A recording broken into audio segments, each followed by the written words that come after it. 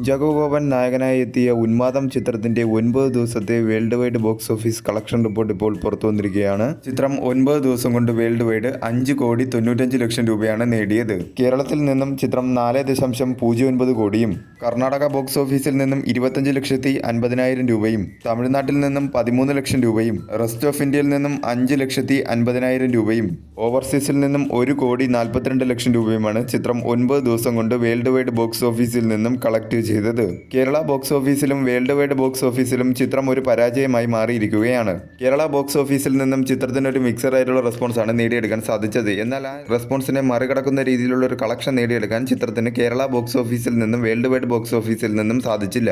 2026 കുഞ്ചാക്കോ ബോബൻ നായകനായി എത്തിയ 2 ചിത്രങ്ങളും തിയേറ്ററുകളിൽ പരാജയമായി മാറിയിരിക്കുകയാണ്. ഇതിനു മുമ്പ് നായകനായി എത്തിയ ഒരു ദുരൂഹ സാഹചര്യത്തിൽ എന്ന ചിത്രവും തിയേറ്ററുകളിൽ പരാജയമായി മാറിയിരുന്നു. ആദ്യ ദിനം മുതൽ 9 ദിവസം വരെയുള്ള ചിത്രത്തിന്റെ ഡൊമസ്റ്റിക്കിലെ കണക്കുകൾ എടുത്താൽ ആദ്യ ദിനം 92 ലക്ഷം രൂപയും രണ്ടാം ദിനം 97 ലക്ഷം രൂപയും മൂന്നാം ദിനം 1.06 കോടി രൂപയും നാലാം ദിനം 43 ലക്ഷം രൂപയും അഞ്ചാം ദിനം 35 ലക്ഷം രൂപയും ആറാം ദിനം 27,50,000 രൂപയും ഏഴാം ദിനം 25,50,000 രൂപയും എട്ടാം ദിനം 10 ലക്ഷം രൂപയും ഒൻപതാം ദിനം 13,50,000 രൂപയുമാണ് ചിത്രം 9 ദിവസം കൊണ്ട് ടോട്ടൽ ഡൊമസ്റ്റിക്കിൽ നിന്നും കളക്ട് ചെയ്തത്.